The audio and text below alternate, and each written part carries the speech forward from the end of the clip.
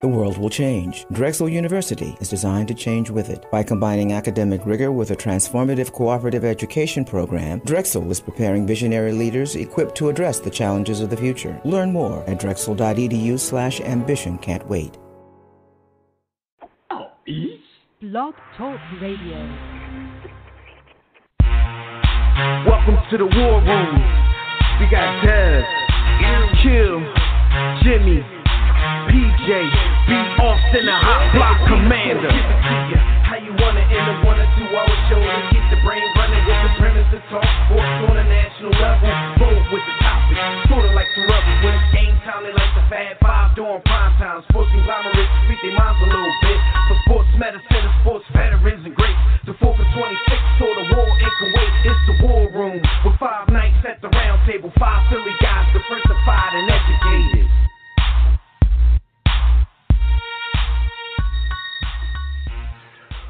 Yo, what's good, War Room family? You're once again live in the War Room, brought to you by War Room Sports on that War Room Sports Podcast Network. I'm one of your hosts. I'm Dev McMillan. I'm at the round table with my brother. We got B. Austin in the building. Jimmy the Blueprint will be with us in just a few minutes. This has been a week of leaving money on the table and examinations of good and bad teammates. So keep it locked right here for all of our discussions, and you'll get to know what we're talking about. We'll talk about this and a bunch of other ish happening in sports. And if you want to get in on the conversation, make sure you sign in right now to the JW Philly Realty chat room at blogtalkradio.com/The War Room, or join us on Facebook or Twitter at War Room Sports. You can call us directly, though, in about 15 minutes when we open up that digital extreme tech hotline. That number is 323-410-0012. Just press 1 when you're prompted. But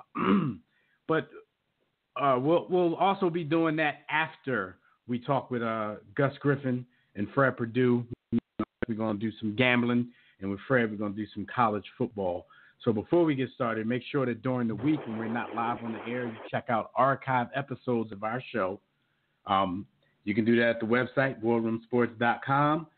You can do it on iTunes, TuneIn, Stitcher, Spreaker, Google, wherever you listen to podcasts. You can go ahead and listen to the War Room whenever you feel like it. B, what's going on, good brother? How are you this week? Man, we still got the hardest theme music ever. Ever in life. Shout out to Dirty Dame. A lot of people, after as many years as we've been doing it, they change up their theme music. And we've had those discussions before, but I think it was always, a unanimous vote. Like, I don't think it's going to get better. So it's going to be hard to, hard to duplicate. Maybe if Nas or Camel decided, they wanted to honor the privilege of doing it, maybe. But outside of that, I just can't see, Michael Jackson dead, Prince dead. Who's going to do it? We just get a rocking joint by Bruno Mars or something. We'd be dancing like a monk. All right, but look, man, real quick, man, before we get started, I want to it's not really make an announcement. Maybe it's the announcement to a potential announcement. Maybe soon I'll be making an announcement because I'm thinking that soon I might be stepping away from the program. Before, indulge me in a story real quick. I'm going to let you know. Because, it might be one of those things like a higher calling that's come, and I might have to listen to that calling. So let me tell you a story real quick, B, before we get started. Something that happened this week that, had me rethinking things and the order of my life and everything, right? So, I drove somewhere earlier in the week. So I get out the car. And as I'm getting out the car, usually, you could just push the little button on the handle, the door lock or whatever. I didn't do that. So I took out the little key fob and hit the lock button, right? So nothing happened. Mm-hmm. So I'm like, what the hell? So I turn around and I go back to the car. The doors are locked. So I try to unlock it with the key fob. Nothing's happening. It's not working. So I can't, I can't get into the car right now. So I'm like, all right, well, let me go in here and do what I'm doing, and then I'll come deal with it in a little while. So I did that. I come back out. As I'm walking towards the car, I try to unlock it with the key fob again. Nothing's happening. The car's locked. I can't, I'm thinking like, all right, I'm going to have to, grab AAA or something like that when it's time for me to roll. So you can, the key fob has a little button that you can push. You could take out a physical key. Now this key only works for the door because it's push button start. And this is, this is on my Loser Cruiser for all you guys that know. I got a big family. The wife forced me into a minivan. It is what it is. Shout out to Jimmy Butler. He drives one too. So, so I take out the physical key. I open the door. I get in. I try to push the push button start. All the lights flicker, and then nothing. Everything just goes dark. So I'm like, damn, did my battery just die? Because I damn sure just bought one in August. Before that long-ass drive to Disney World. So I don't know what's going on here. So I pop the hood. I go up to the front of the hood. I'm looking at the battery situation. I don't have jumper capers, but I'm looking at the battery situation just so I can have things ready when I ask a stranger pulling by, if I can get a jump, just trying to have things ready. So I look at the negative charge side, the black side. That's open, so you could just pop a joint on there. The positive side, I guess it's housed in like a little box. So I guess you have to open the box. Little red box. Yeah, right? So I'm like, all right, let me open the box, just get everything ready. But I go to open the box. As soon as I touch it, I don't put any pressure on it, but as soon as my finger goes on the little latch part, I hear this noise, like this mechanic transformer type noise. And then the music comes on in the car. Remember, I'm standing outside the car. I touch the joint, and all I hear is DJ Quick. Because, I listen to Rock the Bells radio on Sirius a lot. So, the old school stuff. So DJ Quick is rocking. So I look over like, yo. So I get back in the car, push the button. The car starts. We gravy. Everything good. So the reason why I said, I have to rethink things because of what happened. I'm thinking that, this might be one of those moments. And shout out to Stan Lee. Rest in peace, Stan Lee. This might be one of those moments where you find out that you're a superhero. I'm thinking Black Lightning is not just on TV. Black Lightning might be here. He might be a little out of shape. But all I did was touch that battery and the damn car started up. So, I'm going to be thinking over the next few weeks because I might, if I can hone these powers and, think about some things that I can do to use them for good or for bank robbery. For good. I might have to step away from the program and do that. So, that's my story. And I hope, higher calling, man. If it happens, I hope that you guys understand. You know what I'm saying? It's one of those Stan Lee situations where you find out that you got superpowers and you got to do something about it, man. So, just wanted to let you guys know ahead of time so it won't be like a slap in the face when I decide to make that decision, man. Just wanted to let you know, man. Le'Veon Bell discovered that he has superpowers, the power of stupid.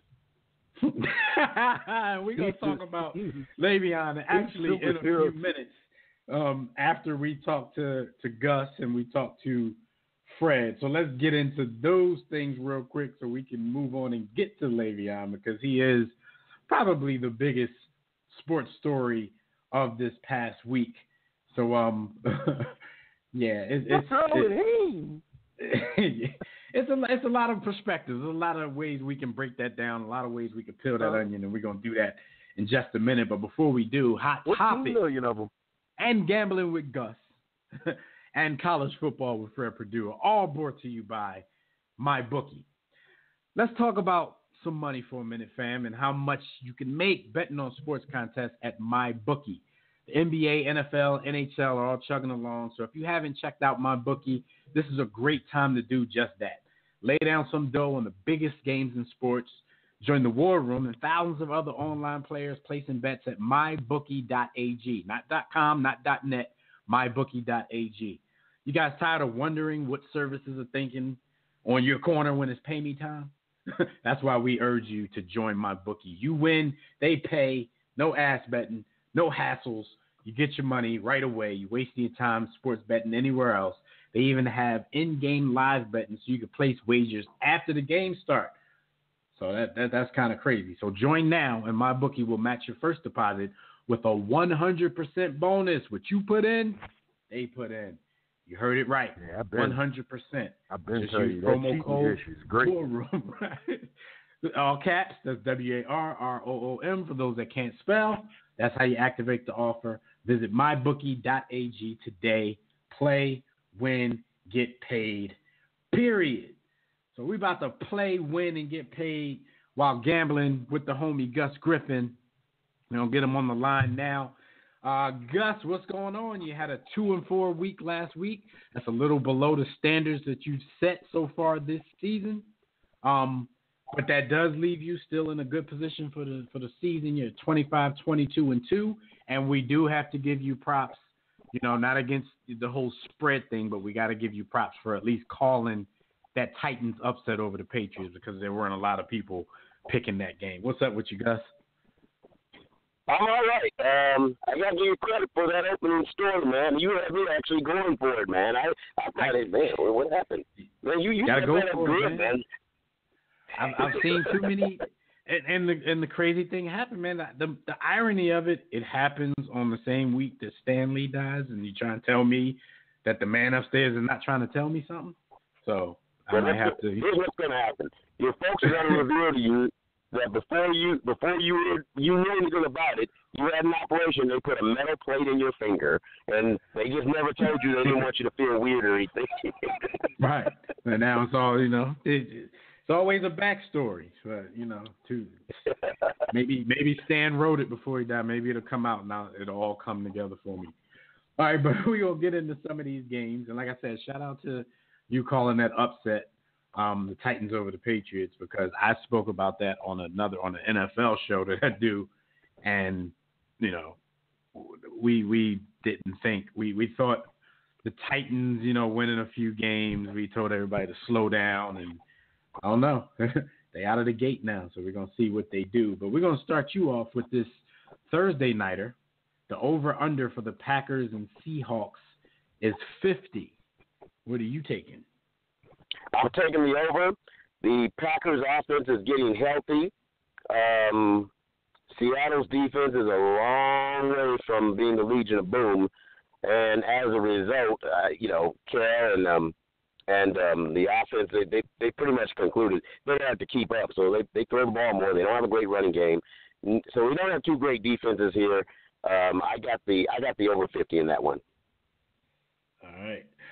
The next game, we got those Cowboys that just put it on our Birds. They're facing the Falcons, and that line is +3, I believe. What are you going with this one? You going with the Cowboys +3? Ezekiel has finally started to look like the Ezekiel we knew a couple of years ago.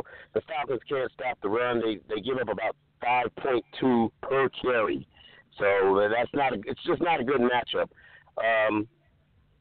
And it's just not a good matchup for the Falcons defense. And the other thing is, much to the Eagle fans' chagrin, Dak Prescott made the kind of downfield throws in that game that has been lacking from the Cowboy offense. He made several of them, to his credit. And, of course, Atlanta is not the kind of defense that's going to discourage you from being able to do that. So I got the Cowboys +3. Wouldn't be shocked they went outright. Yeah, they sure Eagles did. Also lost their 1, 2, and 3 cornerbacks. Yeah, but I wonder if they're going to keep that up, because the Cowboys had, they had the must-win moniker on that game. The whole franchise was in disarray. You have former Hall of Fame players saying that they need to blow it up. So they came out and played an aggressive game like they should have.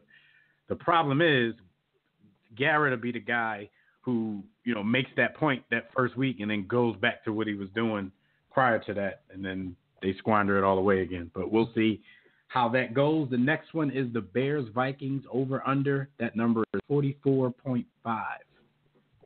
Yeah, I'm taking the under. These are two of the top 3 run defenses in the league, and neither quarterback, Trubisky or Kirk Cousins, neither are the kind that that you really feel when you know they have to throw. Now, they're supplemental. Trubisky's getting better, so he's still at a stage where, he may be that someday. But I think both defenses are going to pretty much make the other team one-dimensional, and they both have the kind of pass rush that you don't want to face when they know you're going to throw. So I got the under there. All right. And we got those pesky Titans again who want to beat everybody so far this season. They're playing division rival the Colts. What's the line on that one, and how you going with it? Right now, it's the Colts by 1.5. It's come down. Generally, in division games, if a team is on the road and they're less than a 3-point underdog, you just take them to win outright, because 3 points, you get that for being at home. But the other piece, from a football standpoint, this matchup is much like last week's. The Titans are deep at corner, and they can take away things that most teams can't take away. And so I think right now they're looking like the Jacksonville Jaguars of last year, except they made the playoffs last year. They're getting healthy, so I got the Titans winning outright. Okay.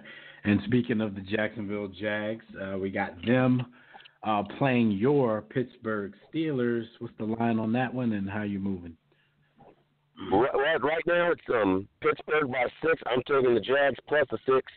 I'm not expecting them to win. Well, I certainly hope they don't win. But they just match up well with Pittsburgh. And even with all the slump that the Jags have gone through, they still have the best pass defense in football, statistically anyway.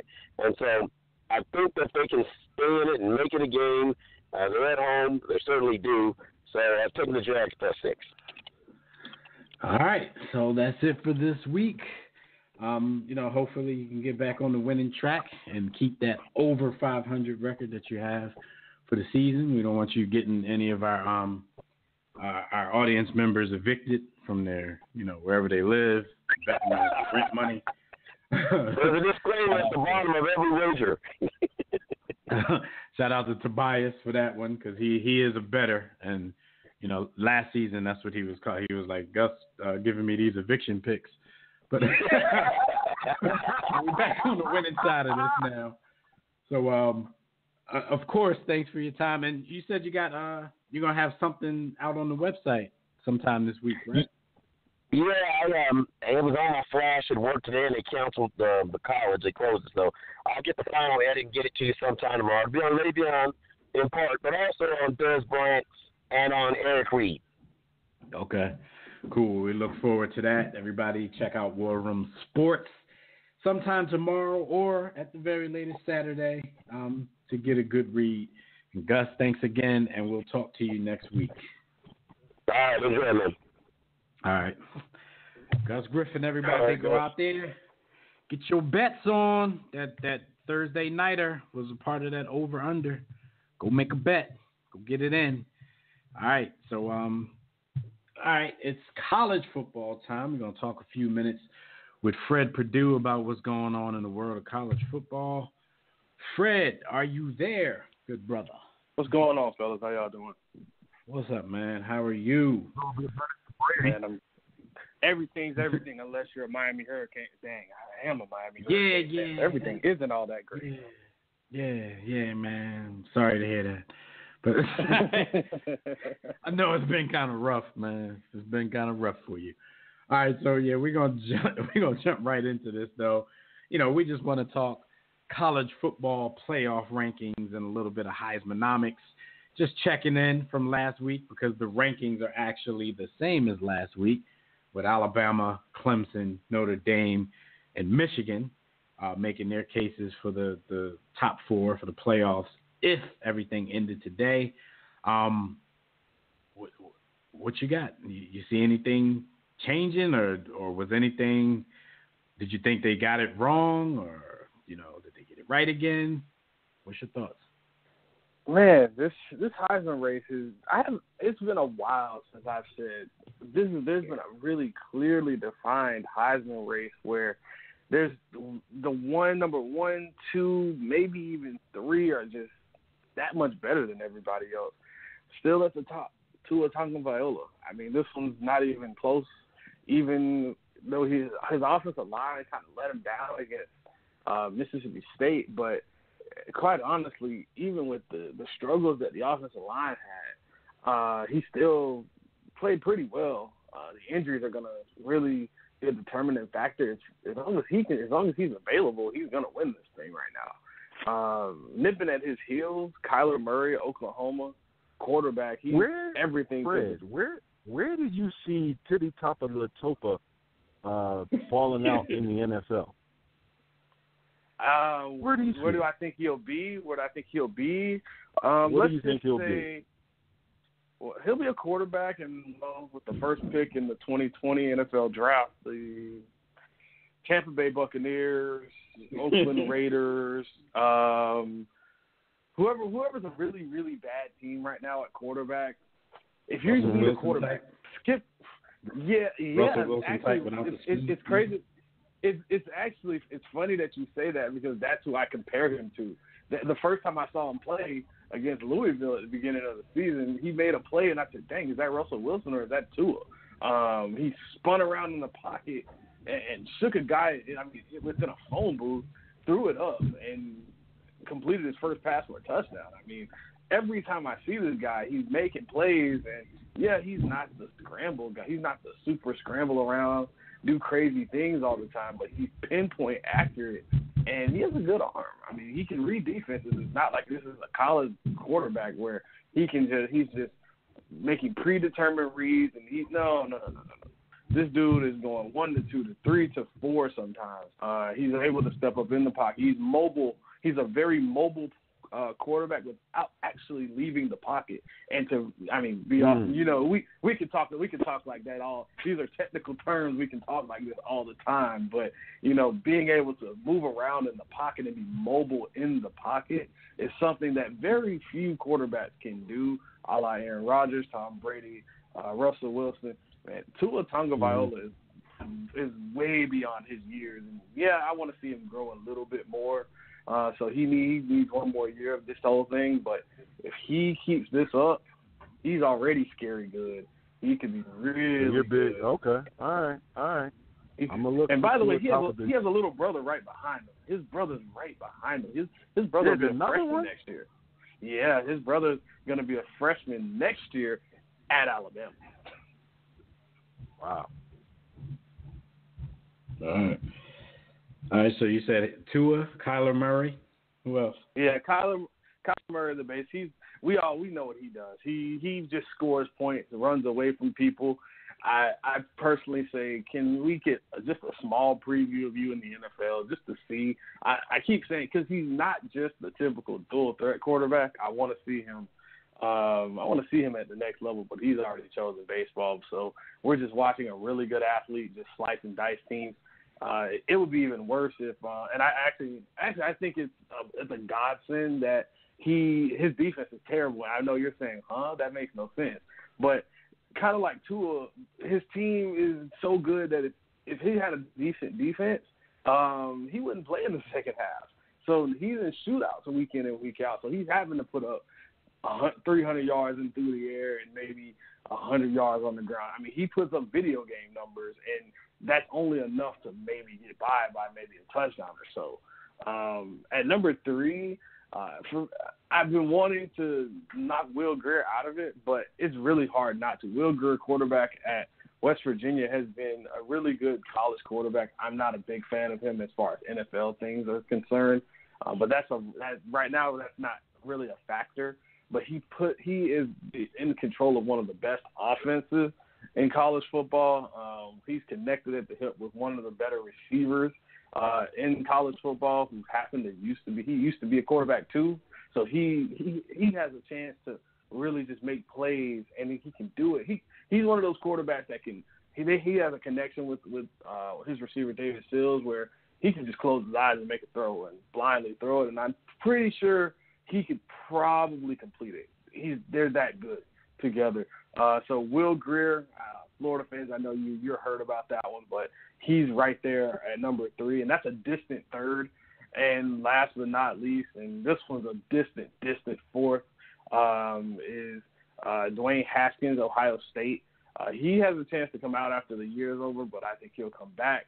But he has all the tools when you look at a really good quarterback. He struggled a bit over the last couple of weeks when teams put a little bit of pressure, especially up the middle. He gets a little gun shy, but he's been making plays all across the field. He has tons of help everywhere. He may get a little bit of a boost if he can do big things against Michigan at the end of the year. But he's really playing for second, or actually third or fourth. That's what him and Will Grier are doing. Because quite honestly, you could cut this whole thing off at Tua and Kyler Murray. It's kind of like back when Reggie Bush and Vince Young were kind of going at it. You knew it was those two and nobody else. All right, just real quick on the playoff rankings. Did they get it right again? Same as last week. Nothing's changed until something changes. I like what I see. Things will change at some point, or they have at least a chance of changing. Alabama and Clemson both play championship games, and they play rivalry games. So we have a long way to go, so nobody should be content where they are. I really like this Notre Dame defense, and I hate saying anything nice about those little green people that live up in South Bend. And Michigan has a really good defense. So they got it right so far. This is at the point of the year where I wish maybe there's an 8-team playoff, because now then we can see what all of these teams can do in a free-for-all. But for right now, yeah, we're all four. Perfect. All right. Well, that's what's up, everybody. If you want to hear more in-depth talk about college football, you can check Fred out at WarRoomSports.com on his program Quick Slants, where he talks everything college football. Make sure you check that out, WarRoomSports.com, or on the War Room Sports YouTube page. But Fred, thanks for your time. You know we always appreciate it. And we'll wrap to you next week. Hopefully we get some changes here, man. It's boring when, the playoff rankings stay the same, man. Somebody got to take that L, or somebody got to get a real big win and let the committee do something controversial. We need some controversy. So definitely. So we'll talk my to you team's next week, hopefully with some controversy. All right, man. I appreciate it. Have a good one. All right, you too. Fred Perdue, everybody, of Quick Slants. Check them out, WarRoomSports.com, or the War Room Sports YouTube page every week. All right, B, a lot of stuff went on Tuesday, and we're going to get to the phone lines in a minute after we get everything revved up. Biggest story of the week. Well, before we get to that, I always gotta have my ball report. No Serbia. Gotta get the ball report in real quick. Remember we talked about LaMelo going back to high school, Jello trying to get in the G League, yada yada yada. Well, the latest this week is schools, these powerhouse schools that they actually play at Spire Academy. Several of them are dropping out of their games with LaMelo. Main reason being, you guys are playing with somebody on your roster who was a professional player. One of the schools that dropped out was Lumiere Academy. I believe it's an academy. If not, shout out to Lumiere. Oh, it's called Lumiere School. Oak Hill Academy. Everybody knows them with the basketball powerhouse and all the players that they put out. And Oak Hill duck in that one? There was another one. I don't know. Well, the Oak Hill said this because they're in Virginia, and their conference, or the guidelines that they adhere to is the VISAA guidelines. Those guidelines require its members to only play non-conference schools that adhere to the VISAA eligibility rules, Section 7. LaMelo's questionable eligibility for high school athletics was too much of a risk for Oak Hill. So they said, we will play the game if dude didn't play that night. The other school, they didn't give a reason that had anything to do with lines, but they just said the scholar athletes at Lumiere School are here to prepare in every way for success at the college level. We aim to put together as competitive a schedule possible for our team, but we've never played against a team whose roster includes any players who've played at the professional level. With the recent news that someone who has played professionally intends to play for Spire Academy, we are not comfortable moving forward with our game slated for next Tuesday against Spire. I look at this differently, B. I don't look at this as a ducking work situation. I look at this as these people trying to send a message situation. I look at these people as folks who probably don't adhere to the LeVar Ball rules. They probably don't like Unc VAR. So they're going to send a message. And personally, if I had a kid who was playing ball at Spire, because I know they have maybe 2-3 kids who've already committed, but if I had a kid at Spire and he hasn't committed, hadn't signed anything yet, I'd be a little upset with this situation, because now this dude is messing with my son's season and his chance to do what he has to do, because he and his dad wanted to leave high school, go play overseas, come back, play professional in another league that he created. And now when all of that doesn't work, I'm going to jump back into high school and ruin some more lives. So I don't think they're ducking work. I think they're trying to send a message. Spire seems to be unwilling to sit him against the teams that are asking him to sit. So they kind of have his back. But like I said, if I was a parent of somebody at that school, I think I'd have an issue with this. Listen, Spire, in the words of Big G and our brother Jimmy quotes, Spire got to die on that lie.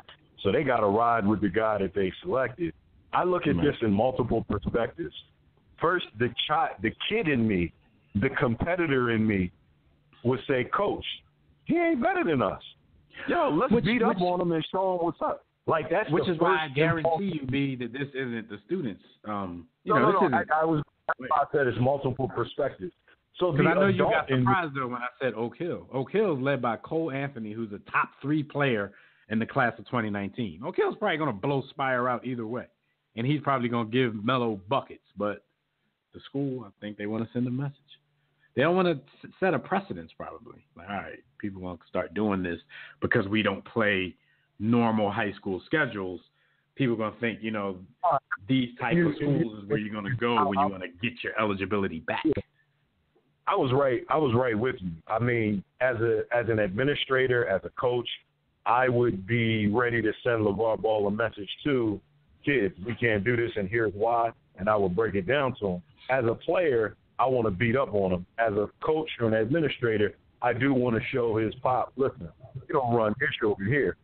And then as a parent of the Spire athlete, how many classes they go to? As a student athlete, I would be irate, and I would be throwing a fit to the athletic director, the principal, and the coach. Like, look, your decision to allow him to play is costing your team and my child. I'm not with it. Give us our transfer and fees. Yeah, and that's the thing. If I'm in high school and I'm still a player, I'd love to play this game. I'd be so upset at my coaches and the athletic directors for canceling this game because, one, I would already have the attitude that I'm better than dude anyway. But two, Melo brings attention. You know what I'm saying? Like, more eyes are going to be on this game because it's LaMelo Ball, because it's LeVar Ball. And if I do my thing in this game, which I will, then that's better for me. You know what I'm saying? Everything is better for me. But, when you got these programs that's trying to send that message, you're not going to get them to be on board with that. So, it is what it is. It is what it is. But it's not. It just seems like things aren't working out for the too much lately because it's like he's trying to bust a U-turn on everything that he's done so far. And a lot of people out there like, oh, nah, we ain't going to let you do this now. All right, biggest story of the week. And once we get into this, we'll get into the phone line because I'm pretty sure the homie Tobias, who's waiting, going to want to talk a little bit about Le'Veon. A lot of mixed emotions about what's happening. But if you've been living under a rock, Le'Veon Bell did not report by 4 p.m. on Tuesday. He will forfeit the rest of his season and about $14.5 million to the Pittsburgh Steelers. He and his agent are claiming it's a business decision. I'm thinking the story that we're going to briefly touch on next might have had a little something to do with it. You might have saw Dez come out and didn't even make it to the field.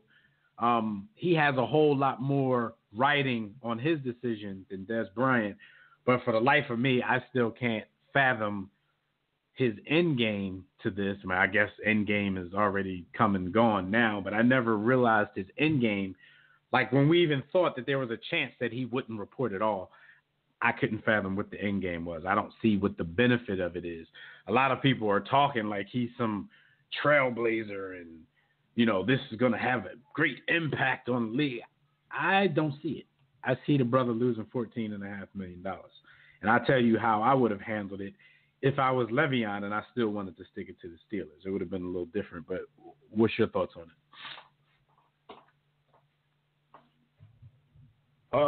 I think that Le'Veon is tripping. I think that he's missing out on money, and there's no guarantee that he will play the next 2, 3, 4 years, and that long-term deal is going to be a benefit to him. I'm wondering what other teams are telling his agent, seriously.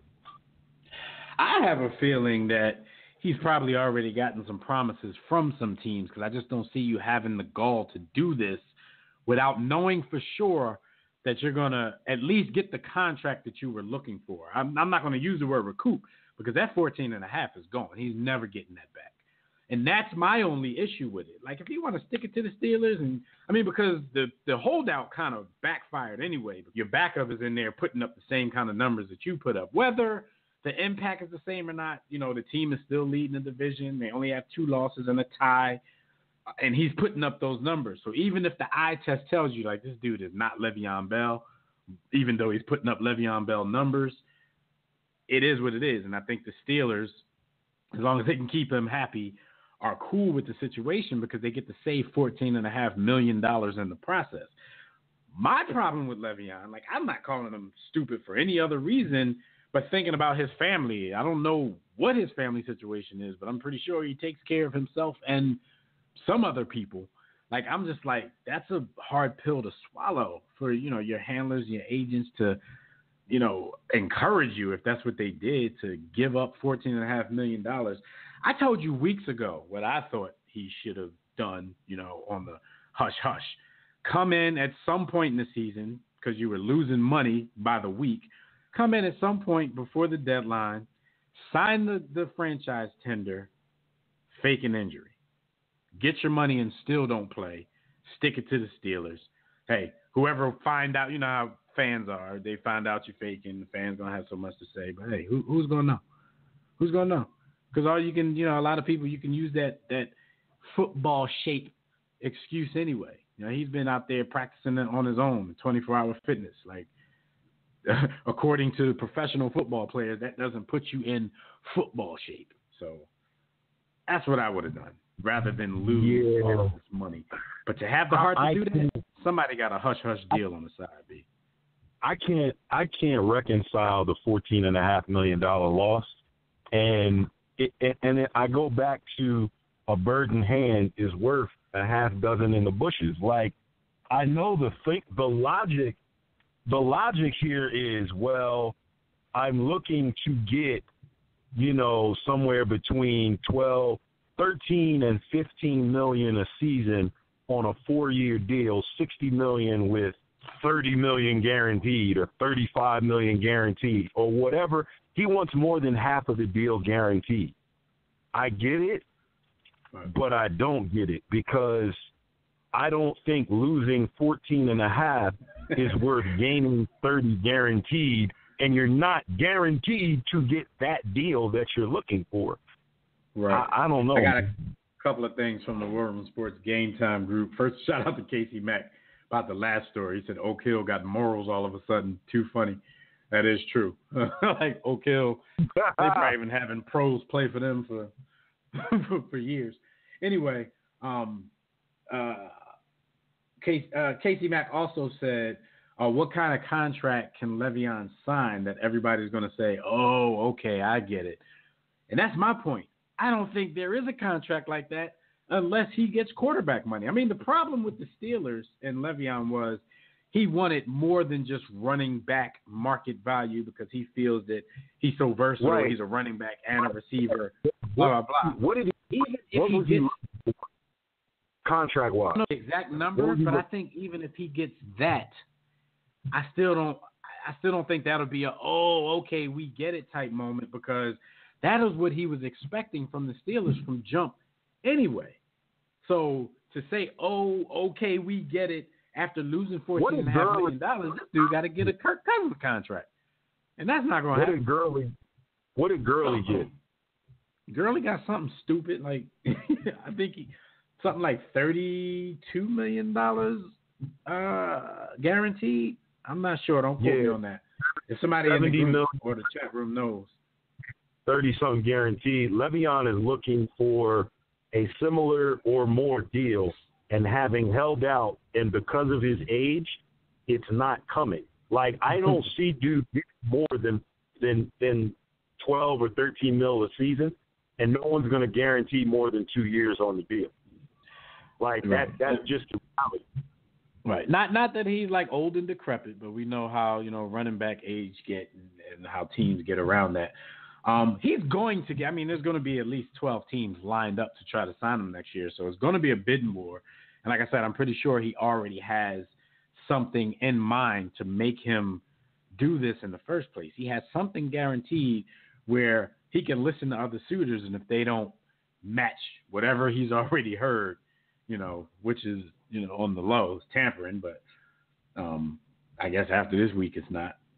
I keep going back to the last story because I keep seeing stuff. Shout out to Skyview in the chat room. He said, we have a school here called Finlay Prep. They literally recruit the best players from all over the world, not the region, not the U.S., but the world. He said those other schools where they just up their recruitment game. Like I said, I don't know La Lumiere School, but I do know Oak Hill. I don't think they have a problem with their recruitment game at all. I just really think they're trying to stick it to Uncle R at this point. And then he said, Le'Veon Bell, 2 words, no Nerlens Noel. True. But I think he's in a much better position leverage-wise than Nerlens Noel. So I don't think it'll be that bad. But 14 and a half, man. Le'Veon way better at what he said. Gurley, 4 years, $57.5 million with $45 million guaranteed. So yeah, you demand that much. You try to demand that much. They may give you a little bit less because you're a little bit older than dude. But then they're also going to have that reluctance because you missed a year. While some may look at it from a perspective of, okay, he saved his body, he recharged. Some people are still going to be like, all right, he's still aged another year though, and he's not in quote football shape. They're not going to give him that because even when he was quote unquote healthy, Le'Veon Bell hasn't played a full 16 games in like 3 seasons. All right, well, let's see what the homie Tobias got to say. He's been waiting on the line. Tobias, roll damn tide. What's up with your boy Le'Veon? I just want to say real quick that, hey, Dirk Cutter's still incompetent. That's all I got to say. This dude gonna throw his mama under. He gonna throw his mama under the bus, thinking that they gonna save his job. How the hell that you call the plays now? You get 500 yards of total offense and get only 3 points against a team that missed a half their team. Listen, their damn whole offensive line. That game hurt me, man. I needed y'all to win that, especially since we done blew a game and we about to get smashed this week. But here's the problem, though. The problem with him is he fired the defensive coordinator, benched the quarterback, finally cut the kicker, let Deshaun Jackson say he can come in whenever he feels like to kick return punts. But it's on him now because guess what? He's the coach. It's on him. He can't throw nobody else under the bus. But Tobias, that's what I'm about to say. Like, what do you expect him to do? You have to throw other people under the bus to buy yourself time. And after you scapegoat everybody else and it doesn't work, then it's time for you to roll. It reminds me of the time when in Philly, jobs were on the line, so they scapegoated the defensive coordinator. What's the homie name, B? Who used to be an offensive line coach, so people acted like he, and the defense wasn't the problem. Right. They scapegoated him. They did the same thing with the little homie that they ran out of town, and now he's the head coach of the Carolina Panthers. I'm like, y'all keep letting good coaches go because y'all letting this dude scapegoat everybody because he's not getting it done. Soon, like and they hire a bad one about Dirk Cutter, soon enough you run out of people. So now all eyes on you. Shout out to Pop. Because see, the thing that kills me is that I always tell people, like Mike Evans, right? He's a top 10 receiver talent-wise, but he hasn't gotten any better. When you watch him, do you ever see him move around? It's always, hey, I'm going to line him outside against the other team's best corner. Why they don't put him in motion? Why he don't put him in the slot and take advantage of that? He's Ben Simmons of football. All the talent in the world, but not too much improvement from year to year. Yes. And so sometimes it's like, and they talk about, get another quarterback. We're in quarterback hell. Who the hell are you going to get? What's out there? Tyrod Taylor? And if you get a young quarterback, do you want this guy coaching him? Yeah, the Peterman is available. Coaching him. Hey, Sam Bradford's available, but do you want this guy coaching him? The Peterman is available, man. Y'all better see if y'all can salvage the Peterman. Get y'all a quarterback whisperer in there so he can make the Peterman look good, and then he'll get the head coach's and then sneak it up. Yeah, because all jokes aside, I always think that sometimes I'm not saying the guy is going to be at Drew Brees or nothing, but I'm saying sometimes it's where you go sometimes where you get stuck with. And, because I've always said, look, no one can name me a Super Bowl winning quarterback in his prime who was a great quarterback in their prime who had an incompetent coach when they best run. You can't name it. And because sometimes these young guys, they need organization. They need all that. And if you dysfunctional, it may hurt. It hurts the team. It hurts the guy you got in the center. Then when you say, hey, we can go back out here and do it again, it sucks because there ain't nothing this year. It may be nothing next year. Right. What's your thoughts, Tobias, real quick, on Le'Veon Bell leaving all that money on the table? Cool with it? It was foolish. No, you said it was foolish. Yeah, because like I said, man, come in and fake an injury. Let us call you a BAN for that, but don't let us call you stupid for giving up all that bread. Hold on one second. You there?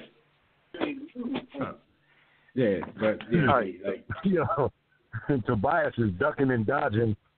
Oh no! Sorry about that. No, I had somebody walk in. Here's the thing: if he was Khalil Mack, he could have pulled that off because of the position he plays. Because of defensive end instead of running back. He could have pulled it off then. It was just it was bad for Le'Veon from jump, man. When this dude James Conner came in, because for the first few weeks, I'm critiquing the dude, and I'm like, well, he's getting production, but I'm giving more props to like this. I'm like, maybe the Steelers is, they got that kind of offense, they got that kind of line, because he kind of looked like a tiptoer to me, and he didn't look confident when he was running, but he's getting more confident as the weeks go on. So the only way that Le'Veon have been able to throw this in their face after the production that James Conner has started to, give to them was prior to the deadline, James Conner getting hurt. Then he holds some more leverage. He holds some of the cards. But where he's going to go? Running all over your whole problem is where he's going to go. Who's going to tie that up? Because usually teams pay their homegrown running backs that money. Oh, that's what they. The Jets already said we'll take him and we'll pay him. So that might be the hush hush one that ain't so hush hush. You got the Jet. You got a list of teams, man. There's a few teams out there. Don't worry, Eagles gonna get it. Eagles are on the list, but Howie ain't spending that. They are on the list. They're on the list. I don't know if they'll actually spring for what he wants, but they're on the list. But I think the Jets, who have like $22 million or something like that in cap space for next season, I think they're already in the front of the line with their hands up, like a new pair of Jordans coming out. I think they're all in. It only takes one. It's worth a shot. It's worth a shot. But I'll say this before I go. Got to touch a basketball thing real quick. I hate when these LeBron sexuals be in their feelings, or do you want to play LeBron? Since LeBron is the system, a player like Tyson Chandler fits better with him. He's a role player. He does his thing. He's not a star. And I think that type of player fits best with LeBron. It's not a knock against LeBron. It's just the way it is. And people act like it ain't okay. It's the way it is. It's okay. Yeah. Tyson Chandler fits better with him than probably Anthony Davis. If if people know anything about basketball, they would know that has to be true. I mean, look at all the talent they had in Miami. I mean, they had 3 of the top 10 to 15 players in the league at one time. And, when they went up there saying we were going to win not 6, not 7, not 8, there was a lot of us out here that believed it because we were like, man, it's just too powerful, Miami. Who's going to stop those guys? But then you realize, this is the NBA, and not more so for the competition, but for the fact that these guys are used to playing a certain way because they're all superstars. So it takes a while to mesh. And once you really get it going, that window that you thought you had might have been gone. Sure. Like we expected them to win way more than 3 titles. And two or 3 titles. My man LeBron James, your man LeBron James cost Chris Bosh his spot in the Hall of Fame. If Chris Bosh doesn't get in, it is squarely on the shoulders of LeBron James. He turned Chris Bosh into a corner 3-point shooter. Chris Bosh is 23 and 11. And which is kind of the point we're making. And it's not a knock on LeBron. That's the thing. When people say LeBron makes his teammates better, he doesn't really make stars better. He actually makes them. They actually have to sacrifice their game to be able to play with LeBron. These other guys don't. Your ass just need to learn how to shoot, get open, and LeBron will make you look like a superstar. So I think Tobias dropped off the line, but thanks for your call, good brother. But yeah, that's always been the case. I don't understand why people get offended by that notion because it's not a knock. Like he makes dudes look better because when LeBron leaves, don't nobody want Tristan Thompson. Don't nobody want your man. What's the pipe giver ball? Earl. Nobody be banging with Earl all like that. Tristan's a bum. Like, so, it's definitely not a knock. That's a superpower. Earl didn't used to be a bum. I make bums look better, but if you're a superstar and you want to play with me, then you got to sacrifice your game. So that really makes it. You want to get to the finals and be runner-up, or do you want to go to the Hall of Fame? You make the choice. So that really makes it. The whole LeBron makes people better kind of an overrated statement, and it has context like we're giving now has to be provided. It has to be provided because if you're a bum, you can make them better. It's an overrated statement, period, because every superstar makes people better just from their presence on the floor and all the attention that they get. Like for the people who were like, he just shot. He ain't make his teammates better. Whatever. We wouldn't have gotten to see finals. We wouldn't have gotten to see Eric Snow and his broke-ass jump shot even start to make any of those jump shots if Allen Iverson didn't leave that man wide open. Like, it's context to everything. It's an overrated statement, period. If you're a star player, of course the people that are less than you, that are around you, are going to look better because you're getting all the attention. Yo, as I said, my man Bubba Chuck took Dylan to the finals and won. Yeah. Come on, man. If that ain't making it better, I don't know what is. But you also got, you got to give props to the coaching of that team, to how they structured that team. Absolutely. Because they made sure they knew what his strengths were. They knew what he needed to be successful. Let's get some dudes to play some grimy defense because he's not going to play any. Let's get some dudes to rebound because he's too small. Let's get some dudes that are going to set some grimy picks so he can run around freely, and kill people. So, it was a great team that they put around him. Not great in talent, not great in names, but that's the kind of, you could be successful with that if you're as transcendent a talent as someone like an Allen Iverson. You know what I'm saying? That's the same type of team that a Russell Westbrook needs. But today we're stuck in these times where you need second superstar. You know, because you can call Dikembe Mutombo a superstar you wanted, but you know he was only good at two things: blocking shots and playing defense. I was about to say rebounding, but he wasn't like a hellified rebounder. He blocked shots and he played defense. Offensively, you wouldn't even give him the ball. When you gave Dikembe the ball and he made a little slow-ass turnaround move and shot that little jump hook and it went in, you were happy and surprised. So, you know, for the people out there who probably scream at the rest, what about Dikembe? Come on now, it's Dikembe. All right. So shout out to Le'Veon, man. Whatever your plan is, we hope it works. Quick note, we talked about Dez Bryant last week and how, you know, he joined the Saints and B. Austin was killing him because he still had his Philly Eagles versus Dallas Cowboys bias going on. So he was killing the dude, but Dez went out there and showed that he wasn't in what? Football shape. And his second day with the club, supposedly the last play of practice. And I don't know if that's true or not. You know, they always want to try to, you know, dramatize. Is that the word? Dramatize? I don't know. They try to bring some drama to the situation and said it was the last play of practice. Basically, capping it up. Said that on the last play of practice, he ruptured his Achilles. So I was only looking forward to Dez going to play the Cowboys on the 29th. So, you know, it is what it is. Shout out to Dez.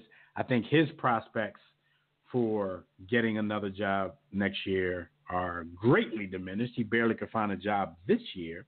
Now he's the same guy who couldn't get a job coming off of a ruptured Achilles.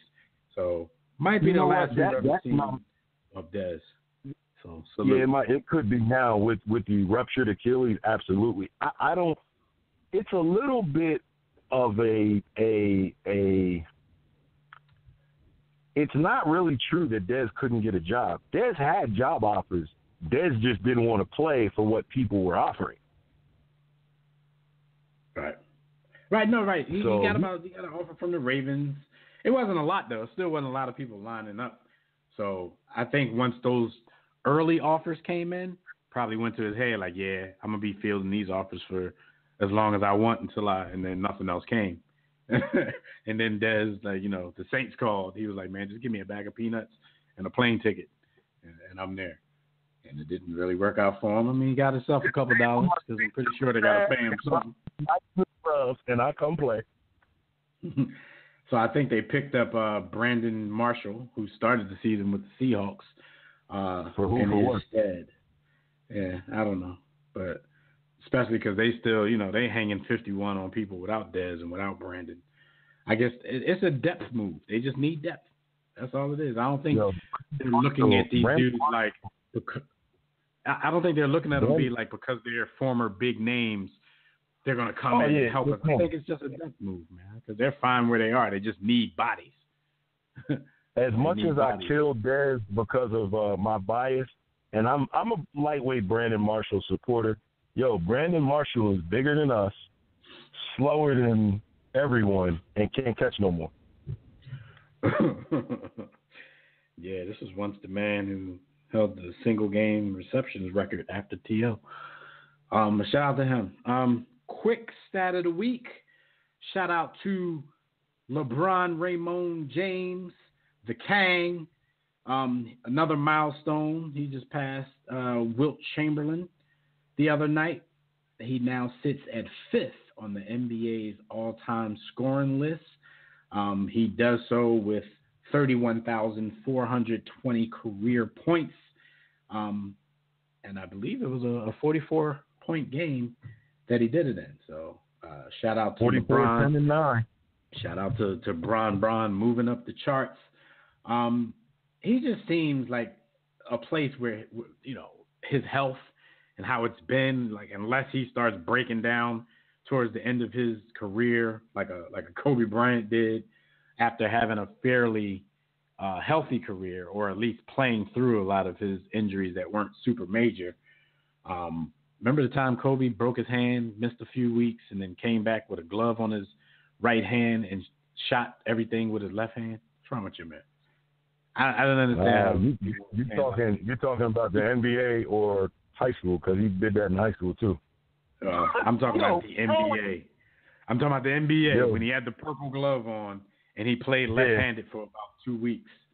Like, I don't understand, man. As a fan of the game, like, I don't understand how people can't like any of these dudes. Like, all of these dudes are great, but LeBron, with his health, if he stays a cyborg like he's been throughout his career, you know, he got that scope on Kareem. Kareem's sitting up there at 38,387. LeBron's pretty much going to be, because of health, because of longevity, and because he's this damn good, he's going to pretty much be at the top of the list in a lot of categories, at or near the top of a lot of getting better. LeBron's going to keep going. Yeah. HGH. I don't know how much team success that's going to breed or he end up with. You know, maybe he can eke out another championship, maybe two, with the Lakers, because that organization, once they have somebody who's still, you know, in superstar, megastar mode, they're going to try their damnedest to get people around them in order to make that work. So we'll see how that goes. But statistically, you know, give him a few more years, and Kareem will finally be taken down at the top of this list. All right, but that's our stat of the week, everybody. And before we move on, just got to let you know the usual. If you guys, you know, when you want to check out anything that's going on with War Room Sports, you can go to the website, warroomsports.com. If you want to call in and speak with us about any of today's topics, dial the Digital Extreme Tech Hotline. That number is 323-410-0012. Press 1 when prompted.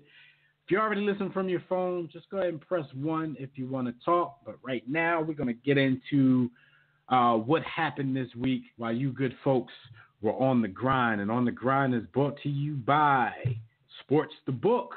You guys tired of reading the same old sports books with the same lists, rankings, imaginary starting lineups, comparisons of the same players as if only 2 or 3 played in the NBA? All that stuff, all that subjective information being passed off as facts. If you're tired of all of that, be sure to pick up your copy of Sports.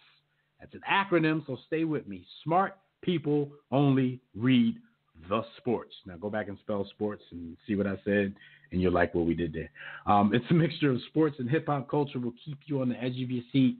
It'll also keep you laughing like you're watching a comedy special. Just go to sportsthebook.com or get your copy from our website at warroomsports.com. Wherever you get it from, it really doesn't matter as long as you get it. Just don't miss the movement. All right, so while y'all were on the grind this week, man, it gets crazier and crazier every week, man. Former NFL player Charlie Rogers, who was a running back, I believe, with the Miami Dolphins, he was arrested for bringing a sword to a youth football game. Now, that's a crazy story because... I'm sorry. My bad. Listen. But before he did it, he left threatening voicemails for a youth football player and then went to the game wielding a sword. What did this dude do? Like, there has to be more to the story that you know that these people are uncovering. Probably has something to do with a little girl. Might have a daughter. Might be something like that. So, you know, I'm not going to totally go out on dude, but he still deserves a JoJo Award for showing up to a youth football game with a sword. Unless the youth football player said, all right, my pop, my uncle, everybody going to be there. So if you come correct.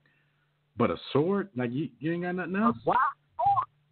Like, you can do damage with a sword. Like, you can really mess somebody up with a sword, but it just seems corny. Like, you came up there on some Game of Thrones type stuff. Like, dude, like, what are we doing here? A sword? After leaving messages, this has to be about I'm giving them the benefit of the doubt, B. I hope it's about a daughter because, you know, I got 2 daughters. You got a daughter. I got 2 daughters. You got 2 daughters. If a sword is all I got in my crib, you know, I'd probably call a young boy, leave some messages, you know, tell him I'm going to see him when I see him. And, you know, if that's all I got, that's not going to be all I got. But if it's all I got, you do crazy things. I'm always so. have the toolbox around with the wrench. Always. But, yeah, he got arrested by Aberdeen, New Jersey police for bringing the sword to and making terroristic threats at an October basketball event for parents of a travel basketball team. Okay. So it was a youth football player, but it just happened to be at a basketball event. So he's just mixing sports. He mixing weapons. He catching him in the off season for what he did in the season. Right. His daughter was probably a chief. I'm trying to give him the benefit of the doubt, B, but I'm reading more and more about this story as we're on the air. They said over the summer, Rogers left a profanity-filled voicemail for the father of an 11-year-old football player on another team. That's because he played and coached at Matawan Regional High School and coached at the St. John Vianney High School and caused further problems for himself, leaving this message for the father of an 11-year-old player. I don't know what the 11-year-old could have done. In that voicemail, at the time he was the coach of the Matawan American Youth Football, threatened to blitz every effing play until your guy comes out of the game. So I don't know what this little dude did to him. Maybe he egged his house. Maybe he did a little something with his daughter. I don't know, man. But I'm not going to get this dude any more time. Not knowing all the facts, I'm going to just give him one. You should be ashamed of yourself. Be ashamed of yourself. The way you carry yourself. All right, next up, your man Adrian Broner. So, anytime his name comes up, a JoJo Ward is involved. He was in court this week, and he pleads not guilty to forcibly kissing a woman at a Cleveland nightclub. This is not the first time. Like he's always a fixture in the Me Too movement. And if he gets off again, I'm like, how does he keep getting the benefit of the doubt? Like these allegations, if they keep coming, it's not just like people picking on this dude. But I guess I'm in the wrong because I'm just gonna go ahead and say, A, he's guilty. B, I hope for cruel and unusual punishment. C, why does he always get off? D, there's very few human beings that I wish jail upon. But come on, fam. Come on, fam. We leave off D. I'm not defending him. And E. Coon train is coming. Coon train is coming. What about Black on? You're killing my man. All right, so look, man. Yeah. Like I watched the court video only because I expected him to do or say something crazy, and he seemed to be quiet and respectful to judge. He was up in there with a black hoodie on. I guess he's still like, I ain't suiting and booting for nobody that I don't want to suit and boot for. So shout out to him for that. But sometimes you got to do what you got to do or risk your freedom. They already got some preconceived notions of you when you come up in there. So I don't know, man. Adrian Broner is one of them dudes full of talent. Could have been that guy, but he wanted to put the cart before the horse. He wanted to be Floyd before he put in the hard work that Floyd has put in. Like, I don't necessarily like the way Floyd carries himself outside of the ring, but at the same time, we can just stop short of saying at least he earned the right to do some of the stuff that he does, especially with the money and the showing off and all that. Adrian Broner want to be the same way, and he probably got like $16 more than me in his bank account. So it's like you can't be Floyd before you put in the work to be Floyd. Like, you done already got your ass kicked a couple times, and you're young, but you had the talent. He's a very talented dude, but he doesn't take everything serious enough because he already thinks he's that dude. From a career standpoint, quick verses on air, impromptu, Zab Judah or Adrian Broner? Oh man, two jackass. I would say Zab, man, but every time you say the name Zab, man, I keep thinking about that famous video where Costa Zoo knocked him out like 4 times in one punch. And he jumped up, did the stanky leg, started screaming at the ref for no reason, turned his back, fell again. Leg all right, man? I be always wanting to ask him, your leg cool? Yeah, I think he tore his meniscus doing the stanky leg when he jumped up. No, but I would say Zab Judah, but damn, if that's not in the back of my mind every time. Like, you'd be like, how can you think somebody's a great boxer after they got knocked out like that? But Zab Judah was good, man. But that knockout will forever live in infamy in the back of anybody's brain who's seen it before. Crazy knockout. And the people in the chat room, I know Kev saw it. Neil's in the chat room too. If you've never seen this, I'm gonna post a link in the chat room in a few minutes when I get time to look for it. Yeah, that ain't lying. Boy got knocked out 4 times with one punch. He went to sleep on 4 separate occasions. He got knocked out 4 times. He should have took 4 losses in that fight. Next story. And we definitely got to give Adrian Broner this. He's trying to take women.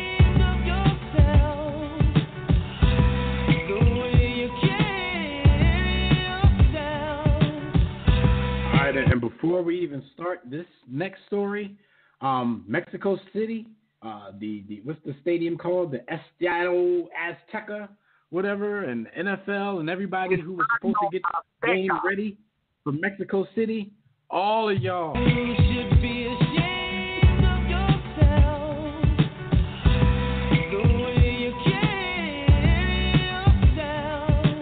And I say this because the NFL and Mexico City made a deal, just like they do with London every year, to get Mexico City in on this series of games outside of the U.S. Now, the game has turned into one of the biggest games of the year because both of the participants in it are 9-1. They're in different conferences. This could be a Super Bowl preview.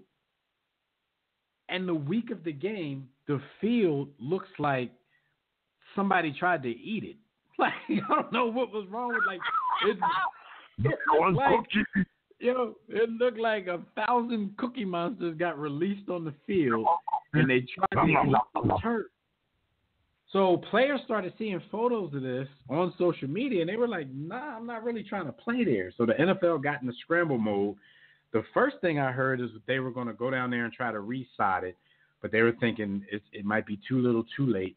So they actually moved the game to L.A. L.A. was supposed to be the home team. The Rams were supposed to be the home team in this anyway. And shout out to all the people who are like, oh, now the Rams get a extra home game. It's not an extra home game. Some people are saying the right things. An unexpected home game. Shout out to homie Survive. He said unexpected. But I heard some people say the Rams get an extra home game. No, they don't get an extra home game because they were actually giving up their home game to go down here and play in Cookie Monster Stadium down in Mexico City. So they're moving it back, but the biggest part, like, if they're in scramble mode, they had to get concessions, security, they had to get all of that, all the logistics straight in LA for an unplanned game. So people who thought they weren't going to be working this weekend are now having to work. But that's not the biggest problems. B, what about the fans who got stuck with these travel costs? Tickets for this game, flights, hotels. There's one fan, Eli Medina, he told KMBC 9 that he spent around $2,300 on travel plans to see the game. He said he got an Airbnb and a flight booked. And this is a woman. She said she's not canceling her trips and expects to watch the game on TV in Mexico City. I'll be damned if I got to watch it. I'm calling somebody in New York at the NFL offices. I'm not flying to Mexico City to watch football on TV. Like, no, it's not going to happen. And what about all the tickets that were sold for that game in Mexico City? Like, the NFL has to reimburse people. But how many people get tickets on the secondary and make up a word, third-dairy market these days? So everybody's not going to get their money back. Third-dairy market. Everybody's not going to get their money back for this. It's tertiary, brother, but I like third dairy better than tertiary. I like third dairy. My vocabulary is not that great. So yeah, Estadio Azteca, NFL, Mexico City as a crew, record label, and all of y'all should be ashamed of yourself, man. So the kicker, former NFL kicker Raul Alegre, who's a Mexico native, they interviewed him because he's Mexican, I guess. He says, "I feel devastated, angered, and ashamed of all that together. I'm still trying to figure out how small minds were so irresponsible in the preparations for a game of this magnitude. I know that the world does not revolve around the NFL, but this is a great event, not only for the sport, but for the country. And it's inconceivable how it was taken so lightly, and I agree with every word you just said." First of all, like I said, this is a game.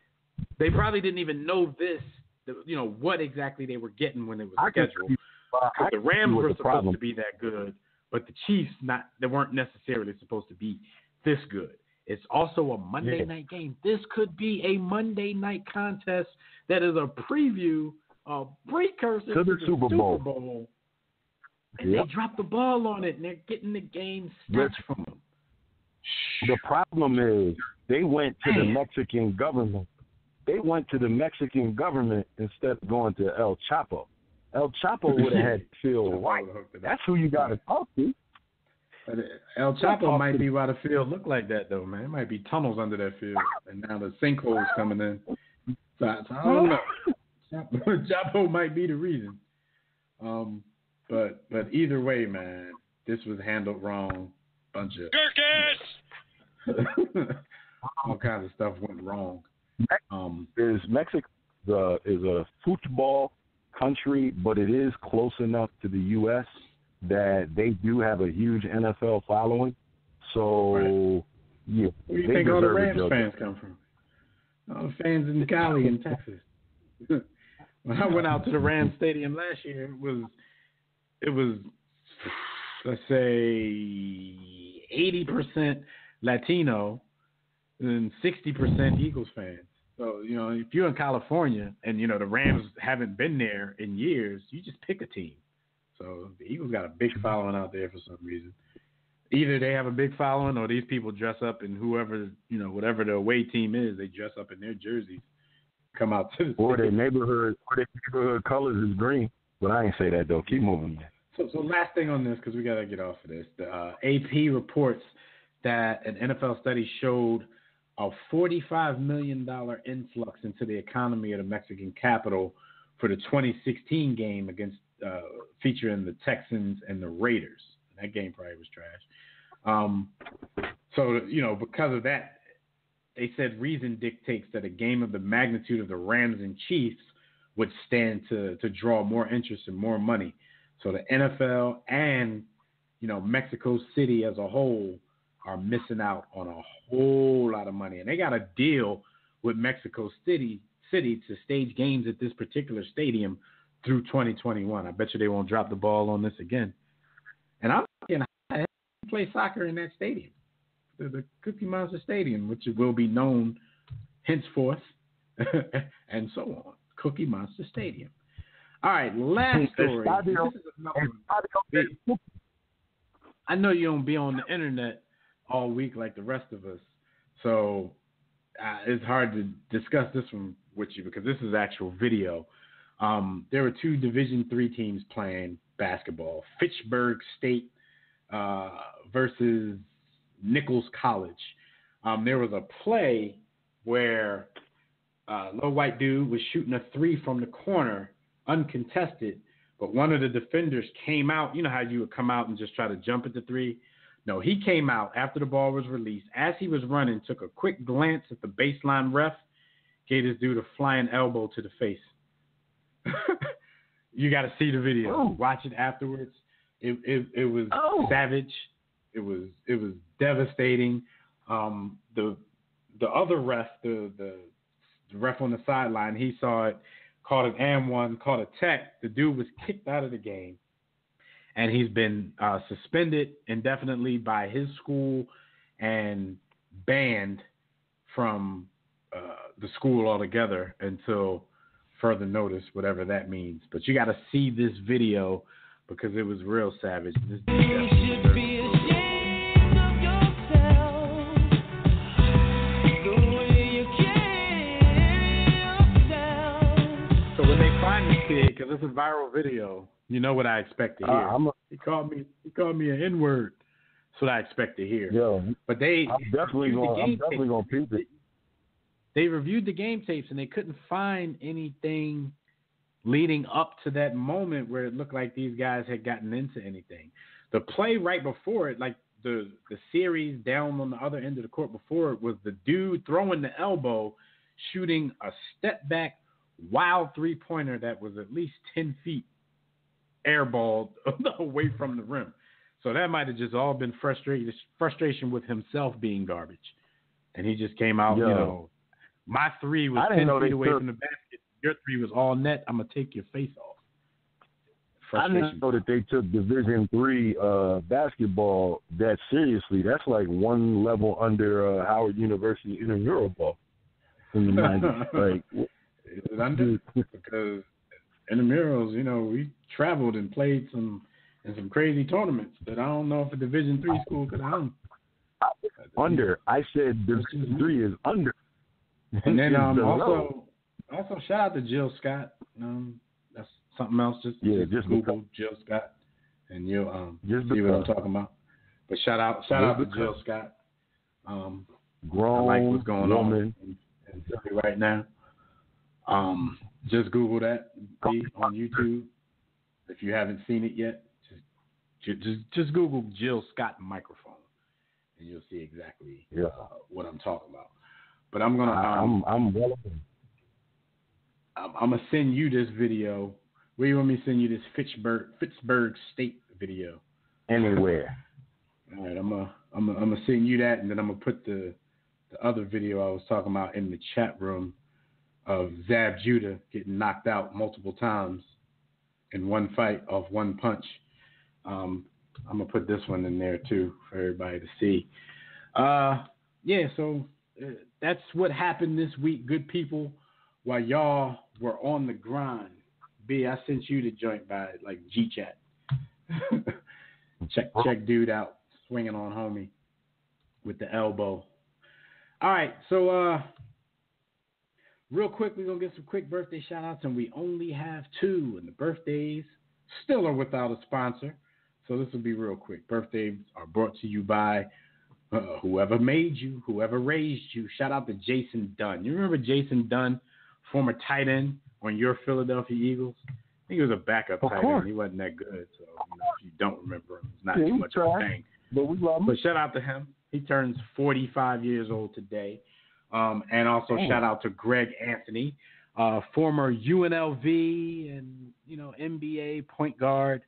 Now he's a pretty good commentator, announcer, players only, does a lot of stuff around NCAA tournament time. Greg Anthony is pretty good at what he does. Shout out to Chris Webber for being the anti-Greg Anthony. So shout out to both of these guys on their birthdays. War Room salute. Happy birthday. Yay! All right. It's time for us to talk some hoops. And this NBA talk is brought to you by, I don't know who the hell NBA is brought to you by, personally. Digital Extreme Technologies. Do you or your business need a custom website? Well, for dynamic, professional, and most of all, affordable custom website solutions, you need Digital Extreme Technologies. No need to break the bank for an effective online presence. Top quality, results-driven websites at incredibly affordable prices. And yes, financing options are available. You can put something on it. Visit digitalextremetech.com or call 267-205-4203. And for discounted rates, be sure to tell them that War Room Sports sent you. And even if you don't have your own business and you have no need for a website of any kind, come on, guys. We know Facebook, Twitter, Instagram, all your friends. You have at least one friend per week who comes on and puts a status up saying, does anybody know any web developers? Put the info in my inbox. So make sure you put digitalextremetech.com in their inbox or 267-205-4203. Let's talk some hoops. Jimmy, I know you out there listening somewhere. Shout out to you. I hope that weather don't got you all hemmed up. We hope you good. We expected to hear from you by now. All right. NBA Players of the Week. One C.J. McCollum from the Portland Trail Blazers for the Western Conference. And for the Eastern Conference, Pascal Siakam from the Toronto Raptors. That's interesting. I was talking to people in the chat earlier today, and I was telling them I watch a lot of Raptors games for some reason, and I never knew this dude's first name. Every time they refer to him as Siakam. Like his first name never got any shine on any of the broadcasts that I caught of the Raptors. Maybe people just like to say Siakam. So. I have never seen him play in an NBA game, but I have been watching the UCLA runs in the summertime, and he was giving out W2s and 1099s in the run. He was. Okay. So this was to be expected. He was supposed to. Nah, not necessarily. No? There's some guys that work there and end up on the bench. Shout out to Fred VanVleet. Freddie Van. All right, I think I also got that Zab Judah footage. Oh my God, I'm trying not to laugh. I'm trying not to watch it. He got up chastising the ref for no reason because he got knocked out. All right, so I'm sending the Zab Judah to Skyview. He got up and got angry at the ref and told the ref, "Why did you allow that man to hit me that hard?" Like, what could you have possibly been saying to the ref? Yo, that's cheating, ref. He punched me. This is boxing, Zab. Wake up. All right. So what are we talking about? The Players of the Week. Siakam and CJ. Pascal Siakam and I like saying Siakam too, so I kind of see it. Siakam and the Raptors were 3-0 last week. He put up averages of 20 points per game, 4.3 rebounds on 72.4% shooting. C.J. McCollum for the Portland Trail Blazers, who also went 3-0 last week. He put up 25.7 points per game, 4.3 rebounds, 3 assists. That's kind of like C.J. McCollum impresses me year after year. Like, this dude came from Lehigh. Like you did Lehigh. not expect to see this. Right. I mean, he was a part of that team that beat Duke in the first round of the NCAA tournament. But, okay, we were like, that Duke team wasn't that great anyway. So an upset was looming at some point. Why not Lehigh? But he's coming to the NBA and, made himself one of the better shooting guards. So shout out to C.J. McCollum and shout out to the homie Siakam for Toronto. You said it's C.J. what? CJ is a top 10 shooting guard. Yeah, he's top 10. At Lehigh he wasn't mentioned at all, but he's top 10. Got to be top 10. He might be top 5. Shooting guard position ain't that deep. And then in this world of quote unquote positionless basketball, half of these dudes you don't know if you're supposed to consider them shooting guards or small forwards. So you don't know I don't know if Jimmy Butler, Paul George, if they get put into that mix when we talk about best two guards, because they play a lot of two guard. They also play a lot of small forwards. So who knows? All right. So what's happening this week in basketball? I just spoke of Jimmy Butler. Jimmy Butler is now a member of your Philadelphia 76ers, B. Austin. He was traded to the Sixers, he and Justin Patton. Somebody that won't be used, for Robert Covington, Dario Saric, and a future second-round pick. He did play for the first time last night. The trade was made late last week. It was announced on Monday officially, and he played Wednesday against the Magic. They actually ended up losing by 5 to the Magic after holding a 16-point lead. It's the Sixers was new. They blow leads. It didn't look terrible. Didn't look bad at all, except for the fact that they went on that kind of a run to get back into and steal the game. But I think you put most of that on the coach for not calming the waters when that kind of run is going on. But you saw some positive things in the game. Jimmy didn't seem he looked like a guy who just joined the team. He didn't look like he wanted to just take over right away. He scored 14 points in the loss. Didn't do what people probably expect him to do moving forward in the fourth quarter, but it'll come. You know, it's his first day playing with the guys. It's actually his first day, besides what they may have done on the off season. You know, all these dudes meet and talk at some point in the off season, but this might have been the first time he ever met these dudes, because he got to Philly on Monday. The team was already on a road trip. They were in Miami and then went straight to Orlando. So he did all of his press and everything he had to do Monday, flew down to Orlando, I think, on Tuesday night. So this was the first time he got to meet these dudes. And then the next day, you know, they're running ball together. So it'll get better. Right. You know, I'm not worried about it. But what do you think moving forward? How does this shift any balance of power in the East, if it shifts any balance of power in the East? Because we know, you know, it was all Boston coming into the season. Now Boston and Philly, their slow starts, it's been Toronto and Milwaukee. So what do you see with Jimmy Butler joining this 76ers team? Well, first I would like to say that I'm happy that we got rid of the sack of shit that is Robert Covington. God bless him, good riddance. I think that Jimmy Butler. I think that Jimmy Butler, you know, and the sad thing is that's one of those things where men lie, women lie, and so do numbers. Because by the stats, Robert Covington is a good to very good player, but our eye test tells us that the numbers are definitely lying. Jimmy, let me before you move on, let me address that real quick for all the people out there who don't watch Sixers games in full. Robert Covington is so overrated right now, but without him being overrated nationally like that, they may not have been able to pull off this trade. So thank you, prisoner of the moment.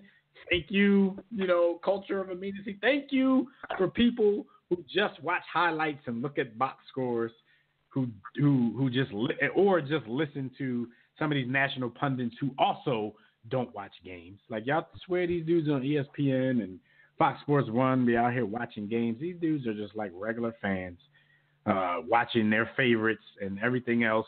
They're getting numbers and stats fed to them by their company.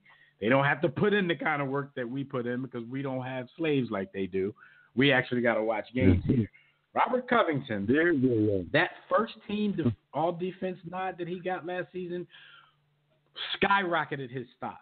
And as a defender, he's also overrated. He's a dude that gets his hands on a lot of balls, no Serbia.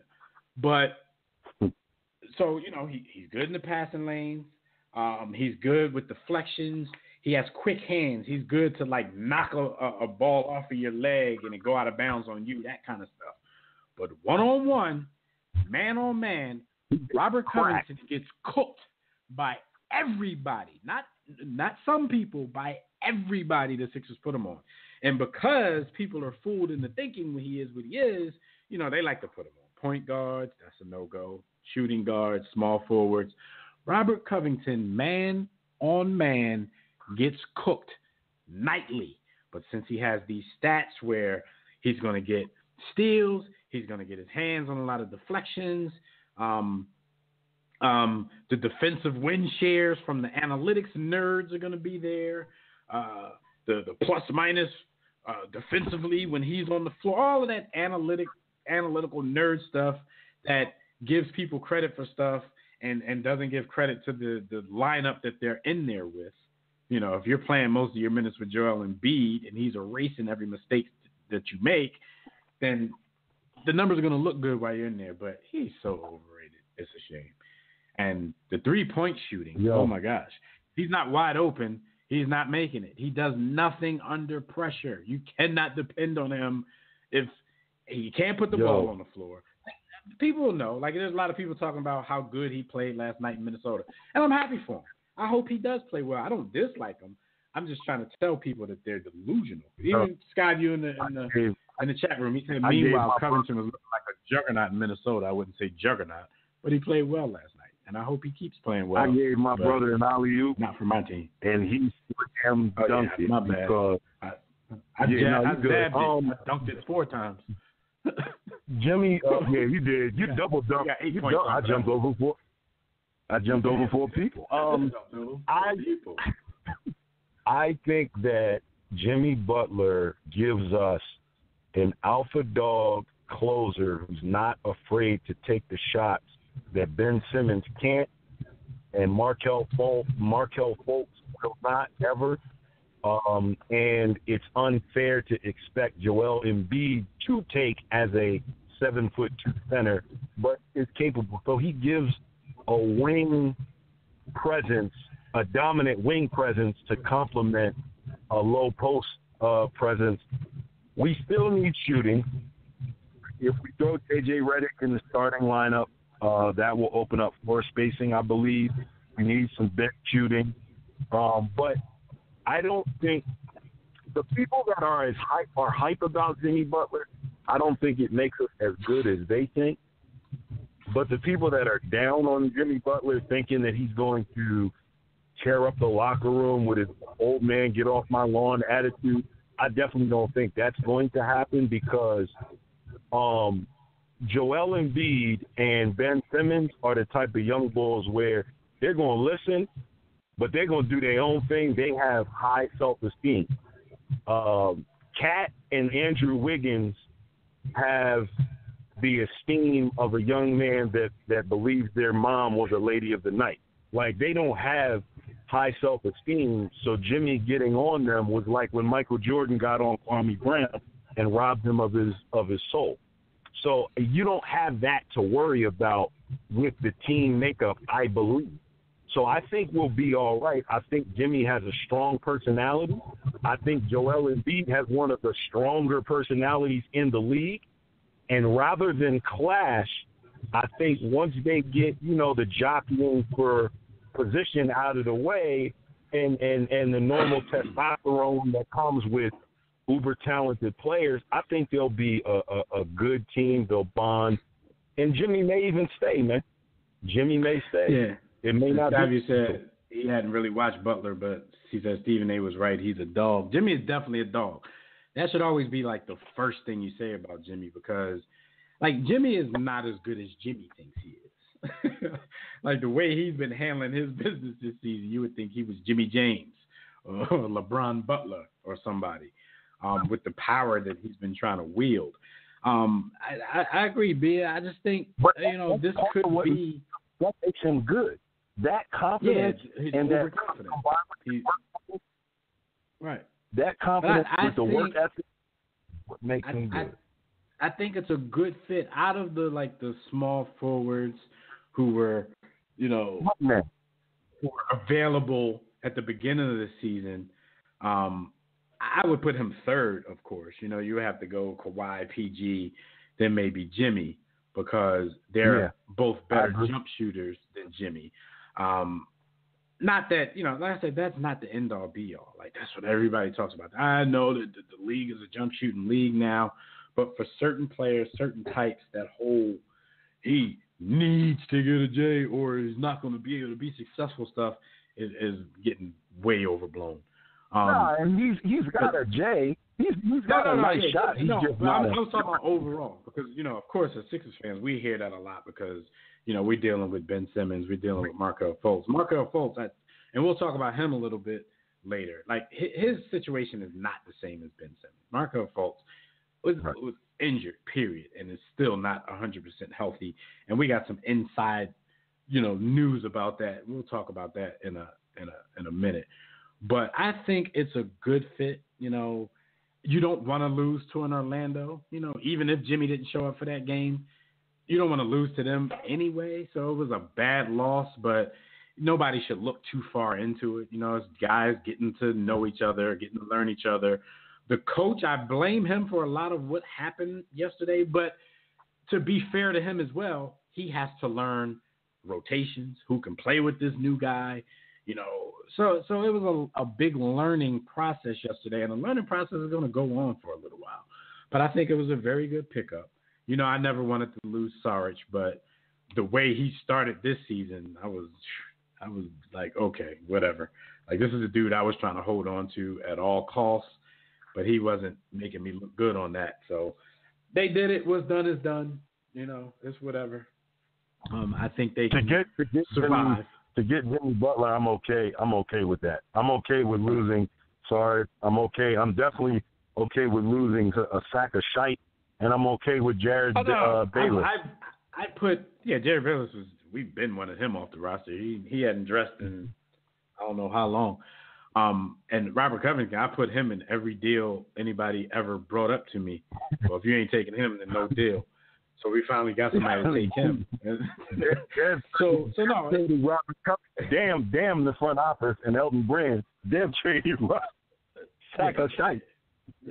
So I'm good with it, and I think it may take a minute to gel, but I think they will be all right. I think it's other things going on the team that need to even be a bigger focus than meshing with Jimmy. And Skyview and I were just talking about that in the chat.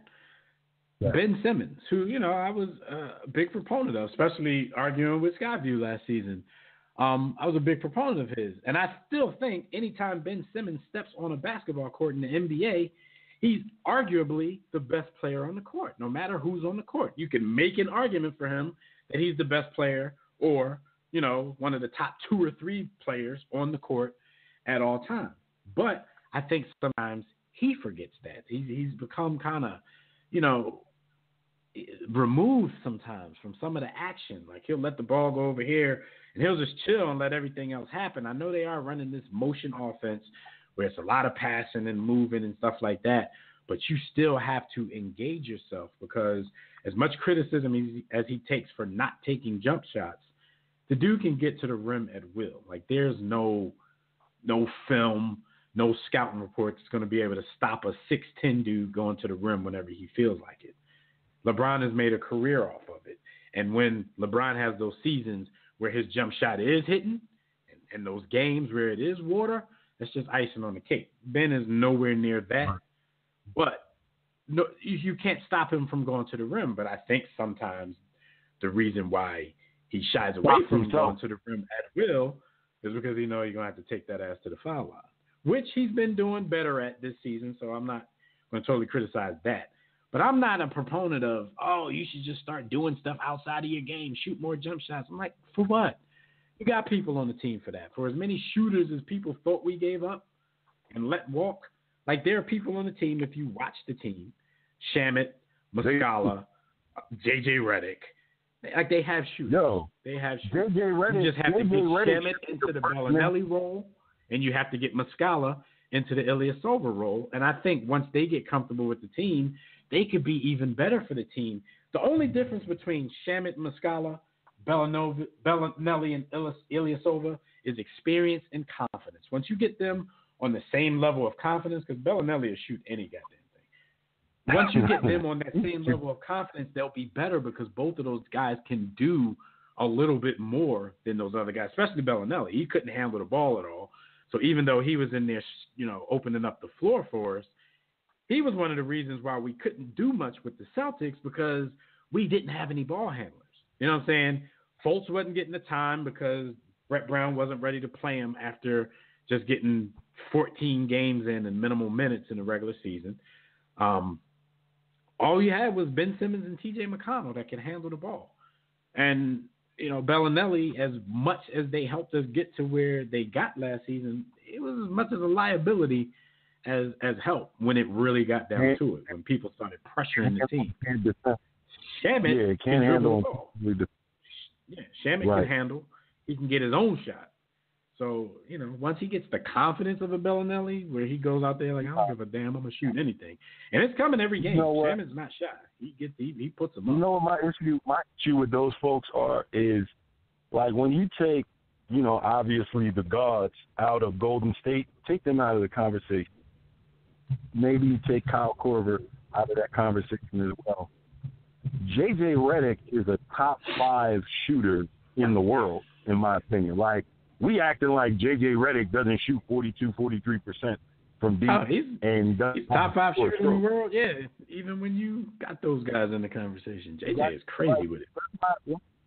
Yeah, let's Shout out to not your get House. Remember your man House said J.J. wouldn't be in the league after a year? But he said Adam Morrison was going to be a star. You'd be wrong like 96% of the time. But never stops talking trash. Shout out to my man Hal. JJ, I love him. So yeah, man, that's the whole Jimmy thing. Just give him a little bit of patience. I mean, during the learning curve, we still should be beating the Orlandos and the Hawks and those type of teams. So we can't be dropping that just because we're in a learning process. So get that together at least.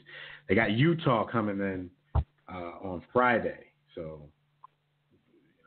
that's going to be a little bit more difficult, but it could be done. Melo is on his way out of Houston after only 10 games with the club.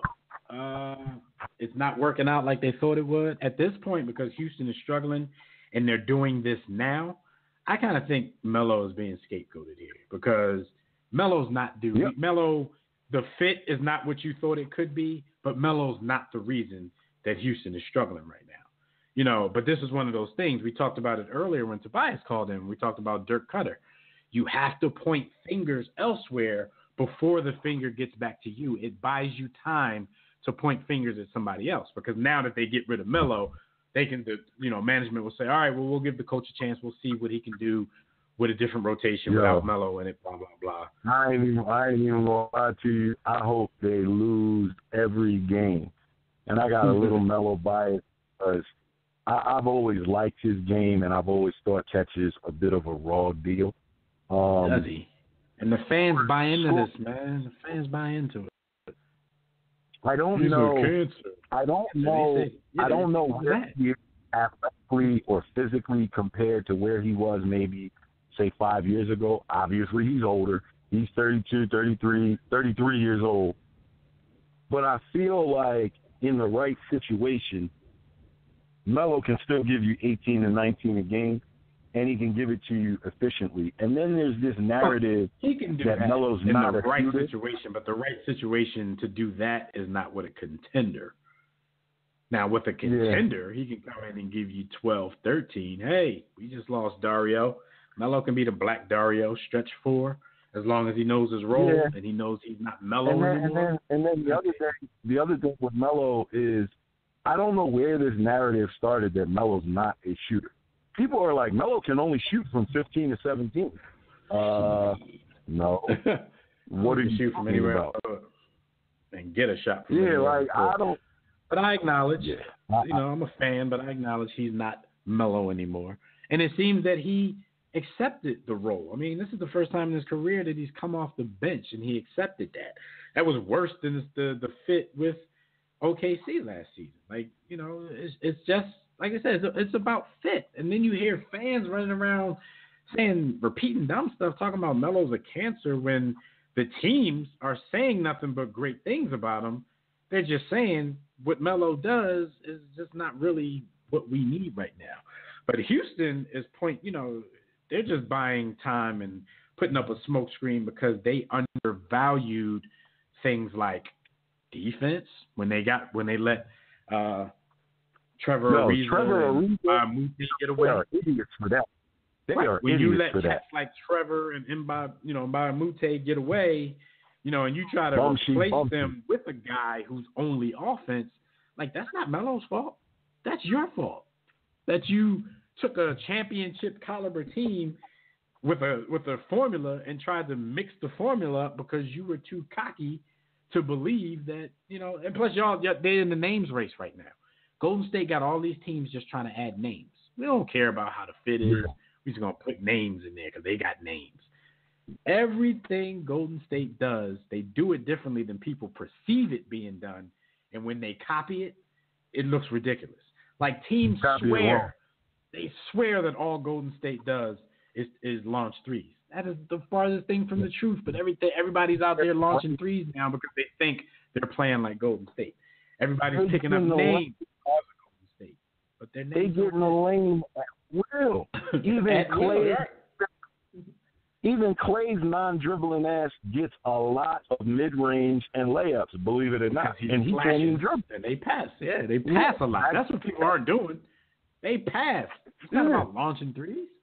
In Houston, ball movement just ISOs up, with Harden, ISO and four up. Chris Paul, and they launch a bunch of threes. Like everybody swear they're trying to copy this formula, but they're getting the formula all wrong. Basketball. If you know basketball, Houston and Golden State are actually polar opposites. Like literally polar opposites. If you know ball, they're not the same. Just because they shoot a lot of threes, they're not the same. Houston is an isolation and pick and roll offense. Golden State is strictly ball movement with a little bit of pick and roll every now and again, but they move the ball and cut off of two bigs that can handle and make plays for the. They have willing passers, willing passers, ball movement. All right, but so Melo's being scapegoated. Shout out to Casey Mack in the chat. He says Melo's being treated like AI. And AI noticed it because AI tweeted something at Melo, telling them to keep up the fight. He's definitely seen this story before. Speaking of the champs, though, they had some beef this week, and a loss to was it Dallas, the Hawks? I forgot who they played. Either way, it was a tie game. Few seconds left. They got the rebound. Draymond got the rebound. Didn't pass it to anybody with any real skills. Dribbled up the court. Lost the ball. Turnover. Went to overtime, and they ended up losing. But when that happened, he and Kevin Durant had words because Kevin Durant was clapping for the ball the whole time. And he didn't give it to him. So they had some words that went from the bench to the locker room after the game. I heard that it got so heated that other teammates kind of jumped in and were actually defending Kevin Durant. The team later came out and suspended Draymond Green for a game for conduct detrimental to the team. So I guess, they're all in trying to get Durant to come back, so they took his side. The funny thing about this whole thing, and I heard what Draymond was saying to him. First of all, he called him a bitch. I don't see no lies there. Show me the lie. But secondly, they said he was talking about his free agency. Like, you making it a spectacle by not saying anything, you know what I mean? When you're not coming back and all that kind of stuff. And that's where a lot of people think Draymond crossed the line, being chatty patty, talking about another man's money. But the ironic part about this is Draymond is the dude who texts Kevin Durant to get him to come to the team. And now the team seems to be picking that dude over you. And I think that's where Draymond kind of felt disrespected in this whole thing. And that's why he went off on it. Deep down, I feel like I can relate to Draymond. Who got no business? I can relate to Draymond a little bit in this situation because I feel like deep down in even Draymond, Steph, and Clay, they love having Durant, the weapon, around. But in their mind, Draymond is a bit of an old school type of guy, cut from a cloth that's aged. He's a little bit older in spirit than his years. And here's what I mean by that. Deep down, I think Draymond's like, I didn't go to you. You came to us. We made you. You scored all the points you want. He said a part of the conversation was Draymond saying, we won without you, cuz. You know what I mean? Like, yeah. And I know me, again, I kind of put myself in people's shoes, and I can empathize with his position. Now, I get it, and that's that part of the conversation. On the basketball court, Draymond, you need to give the ball, in that situation, you need to give the ball to the guy who's way better than you 11 times out of 10. Not 10 times out of 10, not 9 times out of 10, 11 times out of 10. You need to give Durant the ball. Durant, that same situation, put the ball up the left side, if you remember, in the finals, and knock down a 35-footer, walk off. Like, Draymond, you don't have goals to, all right, so you get by everybody, you go in the lane, and you do what? What are you going to do?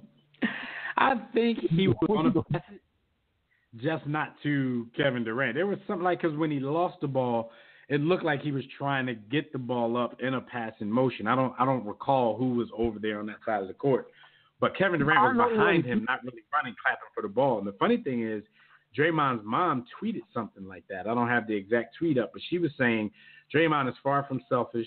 She was like, instead of, standing back there clapping, Kevin Durant should have ran the lane, ran down his lane like he usually does, and he probably would have gotten the ball. And I think that's probably true. But Kevin Durant it wasn't that he just wanted to take the last shot. He wanted to dribble the last shot. He probably wanted to run up, that might be his patented shot now. Run up, knock down the three ball and walk off from whatever. So maybe he feels more comfortable dribbling into the shot than getting the pass from somebody. So he'd rather Draymond give him the ball there. So miscommunication. Here's where we call it. Here's where we touch more on Kevin Durant as a BAN. You want that shot when you got Steph on the team, Draymond, Clay, Boogie, all them people, but you don't want that shot when it's just you and Russ, though. BAN. There's less pressure when all them other dudes there and it's a tag game. But shout out to them. Draymond said, of all the big deal that everybody else is making of it, he said it's probably going to make the team better. He said he's never going to change who he is, but he said, it's probably going to make them better moving forward. So the rest of the league probably need to watch out. So, we'll see. We'll watch that. We'll see if the champs are vulnerable because of this. One last thing, and we only got a few more minutes, man. Your man Markelle Fultz the other day pump faked the free throw, and the whole world went crazy. It was terrible. It was the worst looking free throw he's ever shot. But this is my thing. This is my thing right here. Markelle Fultz done a lot of positive things. It goes back again to who watches games and who doesn't. He's done a lot of positive things so far this season. It seems like those things forever get ignored, but as soon as he goes back to, his free throw, the hitch in his shot or something negative, it seems like it's, front page news. You got the screaming A. Smiths out there calling him a bust, and you got everybody who was in line when he was the consensus number one pick because of the killer he was at Washington. You got all of those same people talking about how could they pick him over Fultz? Like, come on, y'all. I mean, over Tatum. Come on with the hindsight is 2020 crowd, because dude was the consensus number one pick, and now everybody want to act like because Tatum is playing better than him right now, coming off this injury, and he's only 30 games into his NBA career, and we live in this culture of immediacy, and nobody has time to wait for him to get good. Now this is the stuff you hear every time he makes a mistake, but nobody puts it on SportsCenter first story when he's yamming on people, which he does at least once a game. You know what I'm saying? His mid-range games looks fine. He still has that little bit of a hitch in his last few free throws, and that one was terrible. I cannot defend that one, but there's more to the story. I don't care about the culture of immediacy. I think the young boy's going to be fine. I'm concerned about his health. Talk to me about the injury and the health. I'm going to talk to you about the injury, because this injury, because, you hear people out there just repeating the dumbness that they hear. He got the yips. People know that they've never even said the word yips in their life until they start hearing people say that about Markelle Fultz. And we might run a few minutes over on this because we got to get this out. So he, the rumors have been that everything started with, during the preseason, after Summer League, all that kind of stuff, before the hitch came and he tried to change his shot, said he was in a motorcycle accident. Now, his camp allegedly didn't want to publicize this because they were afraid of the repercussions with the 76ers, right? So this whole time, they're just talking about this muscular imbalance, this scapular thing, but nobody's talking about why or when or how it happened. They're just trying to rehab this phantom injury, and the Sixers didn't know where it came from. Just these stupid stories came out. He forgot how to shoot. Like, how dumb do people sound repeating this? Look at his footage from Washington. This dude was a killer. He didn't forget how to shoot. It's obvious that the dude had trouble lifting his arms. And it may have gotten into his psyche because when you go through a period of doing something with one of your limbs, and every time you do that particular motion, it hurts like holy hell, it may be in your head even after the pain has subsided. But he hired Drew Hanlen recently as a shooting coach, which is the best in the business. His shot got better. He's shooting 30% from three, shooting 60 from the line, where he shot 40% from the line and 0 from three last year. Recently, Drew Hanlen got into an argument on Twitter with a fan. And Drew Hanlen was like, well, don't criticize a player. Criticize me if you want, but don't criticize a player. That's unprofessional. He also said to that person, because the kid is still not healthy. So after this exchange, Fultz Camp fired Drew Hanlen. Rumors being because he said too much, saying that he wasn't healthy. And they thought if he got into these exchanges, any further, he might let the cat out of the bag. But I'm like, at this point, the Sixers had to have heard the rumors. Now that they're actually being published in stories as, maybe more than just a rumor, like, what does he say to the Sixers now when they ask him to be straight with us and tell us how this shoulder thing happened? But I just think people sound stupid when they walk around talking about he forgot how to shoot and this and that. And, they're repeating the screaming A. Smith. You don't forget how to shoot. I think Markelle Fultz and his camp are tripping by firing Drew Hanlen. I think they need to rethink that, have a conversation with tell him Drew. The rules. Like, dude, you can't be doing that. But they need to keep it right. So we got to get out of here, though.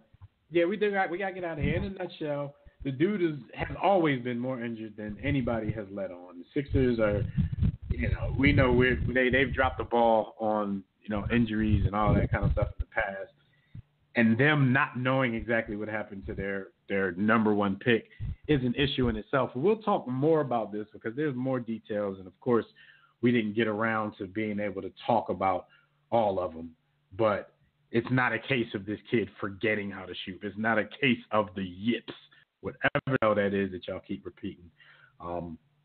It's much deeper than that. And we'll get into some more of it next week because Jimmy knows about the story. So we'll talk some more details with him about it. But everybody, as usual, thank you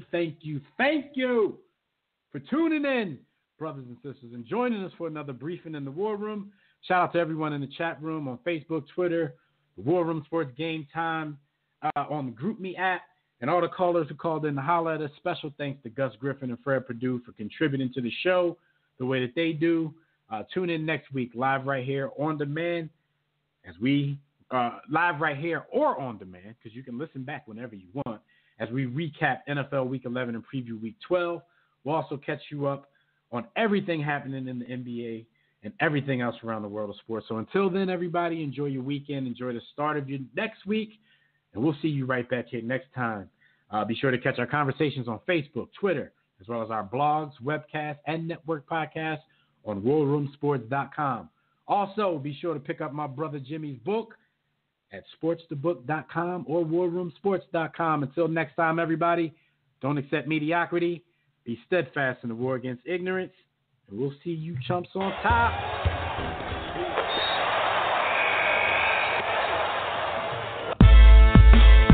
6 to 8. Yeah.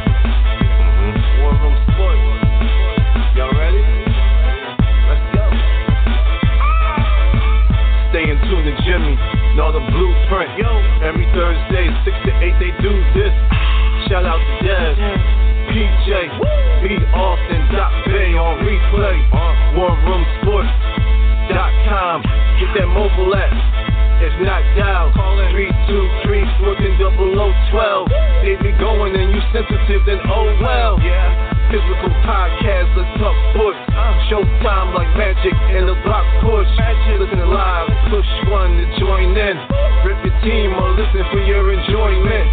Hip hop dollars, pit stop knowledge. Should be in sports credits, I ain't talking college. 5 guys, no beef though. Corporate secret, but the streets know. Belafonte, I got a G flow. KC royalty, I'm in beast mode. 2 hours, get your game up. Who's the best in sportscast? You better name us.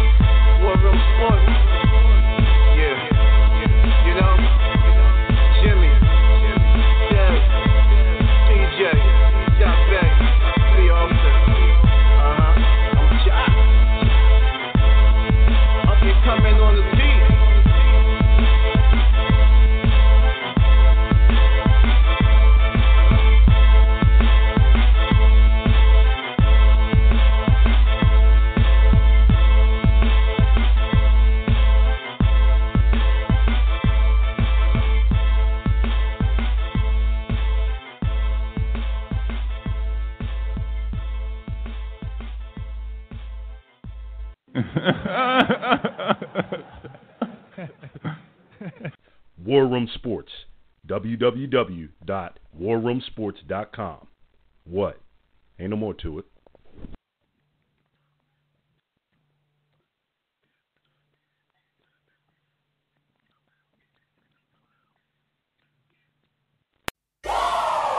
Want entertainment designed just for you? Then check out customizable streaming TV from Xfinity. It makes your life simple, easy, awesome. Xfinity gives you customizable streaming TV options. Enjoy the most free shows anywhere on any device, and even access your streaming apps right on your TV with X1. Go to Xfinity.com, call 1-800-XFINITY, or visit a store today to learn more. Restrictions apply. TIAA supports people who are driven by purpose. Those who build others instead of just wealth. Who give back and never give up. Whatever your purpose may be, TIAA will help you live your definition of success. Whether you have $500 or $5 million, TIAA will get you where you want to be. With investing, advice, banking, and retirement planning. Start today at TIAA.org.